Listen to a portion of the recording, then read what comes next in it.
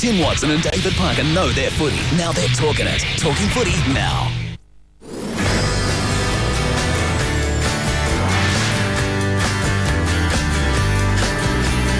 Weekends come and gone, and we talked up a storm about our team, about our form and how it could be. And the new weeks come around, and still we haven't found all the answers from the weekend in the footy. Tuesday night, we're talking footy. Hello and welcome to Talking Footy. I'm Tim Watson, and on a day when a huge story is breaking out of Carlton, the Blues have a crisis on their hands and the future of two of their young players hangs in the balance tonight. The drama follows an incident on Sunday, and I can tell you that it has created a dilemma for the club because the players have appealed to the club to keep one of the players involved but to ditch the other. Welcome to you, David Parkin. Thanks, Tim. This is an extraordinary story that's unfolding at the Carlton Football Club. Have you heard anything like it? Well, it's another unsavoury incident, if you like, for footy, and particularly for a footy club at this time, on top of what's already happened. But I think it's a reflection now, if that is the reality, that players have had some influence over the decision as to who should stay and go. I think strong football playing groups actually have a magnificent effect, positive effect on controlling and directing young players' behaviour that might be going in the wrong direction. I think it's fantastic if the playing group have a sense and feel for some justice or direction to the board in terms of who should stay and go. If that's the reality, I think that's a major step forward. If they've both committed the same indiscretion, can you keep one and send the other one packing though? Well, I think, you know, if you're a multiple offender, I think we'd have the business of saying, you know, two strikes and you're out, not one strike and you're out. I don't know the full story, Tim, but I think, look, they're all individuals, they're all differently and should be treated differently. Yeah, OK. We've got a huge show lined up tonight. We're going to get on to that Carlton story a little bit later when Craig Hutchison joins us. Also on the program tonight, Subiaco's captain, courageous, and head of the AFL Players Association, Peter Bell, will be along.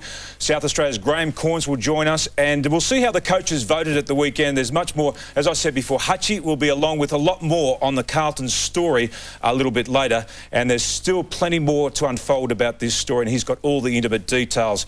And as I said, he'll be along a little bit later. The other big news around tonight is that Bombers star forward Matthew Lloyd has received a 2-match suspension at the AFL Tribunal tonight. The coach of the Essendon Football Club, who's been the headlines himself, Kevin Sheedy, joins us. Welcome to you, Kevin. Tim, how are you? I'm well. What about yourself? Was that a shock decision at the Tribunal tonight? Well, it's a decision that we wouldn't have wanted. There's no doubt about that. I think Matthew Lloyd's starting to sort of...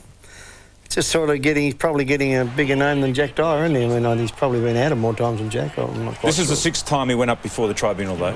Yeah, it's quite amazing because he's just not that sort of player, you know. They just seem to... You said he's too nice.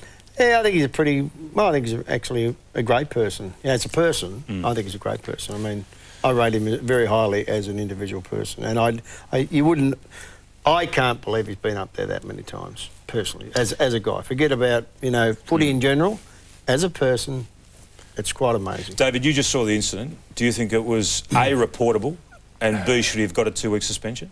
I think the difficulty for us all, Tim, is in fact the discrepancy between a number of acts we've seen over the last 2 years, which are almost similar in nature, and yet have received entirely different penalties. And I think this is a frustrating example to everybody in footy. We just don't understand why one would get 2 and the other get nothing. OK, did they get it right this time? I think that's pretty doubtful. I think that's no worse than than my one I saw last week that got nothing. OK, we'll roll a couple in. This is one from the preliminary final a couple of years ago involving Jason Cloke. We'll just have a look at that. This is in the preliminary final here. This is against Tyson Edwards. Tyson Edwards left the ground. He was concussed. And Jason Cloke he missed a grand final, but he got a 2-week suspension.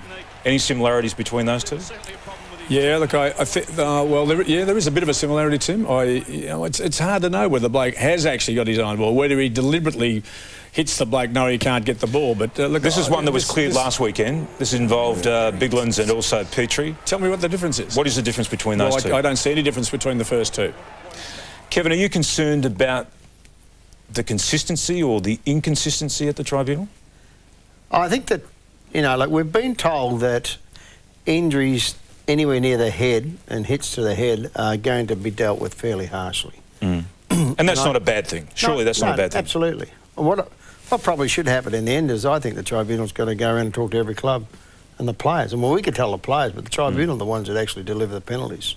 So maybe that's the next step. Should they come out and explain their penalties in? Well, look, maybe that's just a communication we haven't done yet. But I mean, but they'll be asked by the players. The players are going to ask about these discrepancies about decisions. You're going to ask you as coach. You're going to ask. Well, they can tell to us, but we don't actually get out of it. But we don't have an answer, do we? No, we don't have an answer to the players. I mean, that's the problem. I mean, you can see those three. One's a hit to the head, the other one's a hit to the head, and the other one's a half elbow to the face glancing.